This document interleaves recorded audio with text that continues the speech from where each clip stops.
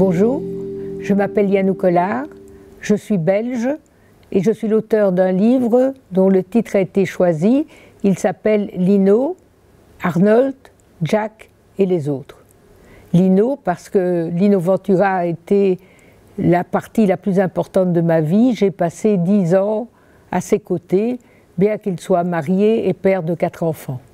Ma relation avec Lino a été une relation passionnelle. Évidemment, en 10 ans, on ne peut pas dire que ce soit un long fleuve tranquille. Il y a eu des moments extraordinaires et il y a eu des moments dramatiques.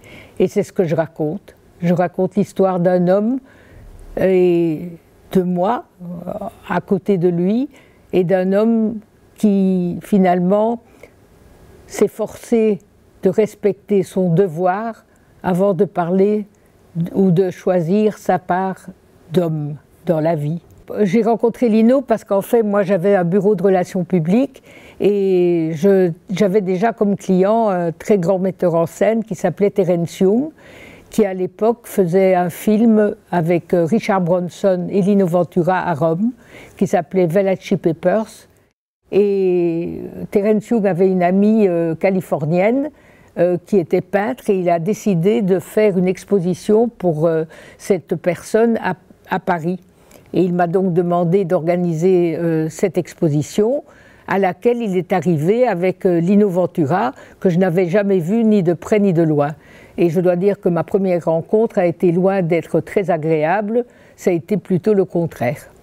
Je me suis approchée de lui pour faire ce que j'avais fait avec les autres invités qui étaient Omar Sharif, qui était Mylène de Mongeau, Francis Lay, Helga Andersen qui allait faire le film Le Mans avec Steve McQueen.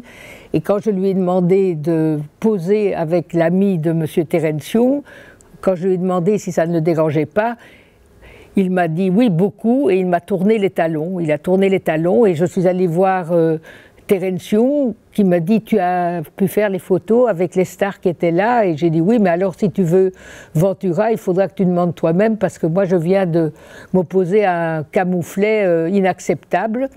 Et j'ai eu un peu de baume sur le cœur parce que Terence m'a dit tu as Omar, tu as Francis Lay, tu as Helga Andersen. Ventura, c'est pas important, il n'est pas connu aux États-Unis. Voilà, ça a été le début d'une longue, comment dirais-je, une longue liaison puisqu'elle a duré 10 ans. Lino, autant il était timide et introverti en public, autant il était joyeux et extraverti dans l'intimité.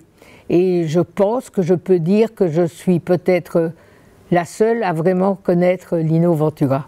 Vraiment, et ça veut dire y compris sa famille, sauf peut-être sa fille, qui malheureusement n'est plus de ce monde, Mylène, sa fille aînée, puisque en 77, ce que je viens de vous raconter se passe en 72, en 77, Lino m'a demandé de prendre sa fille comme assistante dans mon bureau.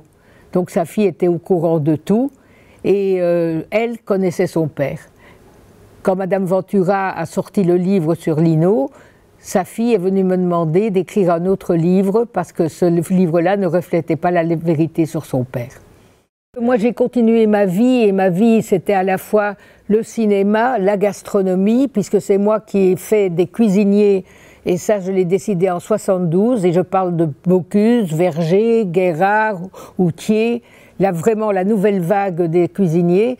C'est moi qui en 72 ai décidé d'en faire des stars, comme les stars de cinéma que je connaissais déjà et qui avaient nom: Kirk Douglas, Jerry Lewis, Gregory Peck et Jack Stewart. Et donc, j'ai travaillé avec énormément de stars américaines, parmi lesquelles Rock Hudson, puisque c'est moi qui était devenu un ami, et c'est moi qui ai annoncé au monde entier, de l'hôpital américain, qu'il avait le sida, et c'est peut-être une des choses les plus dures que j'ai eu à faire dans ma vie professionnelle et à la fois amicale. Alors, dans les anecdotes drôles, lorsque j'ai été reçue par le pape Jean-Paul II, j'étais avec Ted Kennedy et Jacqueline Kennedy-Smith et Madame Fanfani. Nous étions 5, c'était très privé. Et quand le pape s'est approché de moi, il m'a pris la main et il m'a déposé un chapelet qui était dans une boîte recouverte de cuir blanc. Et il a commencé à me parler en me caressant les mains. Et j'ai eu une réaction qui n'était pas très catholique, c'est le cas de le dire, puisque au lieu de me sentir en béatitude, j'ai tout à coup senti tous les poils de ma colonne vertébrale se lever, parce que le pape n'avait même pas le moindre duvet sur la peau. Et quand je suis rentrée au bureau, j'ai dit à mes assistantes, dorénavant, si Jean-Paul appelle, il se peut que ce ne soit pas Belmondo.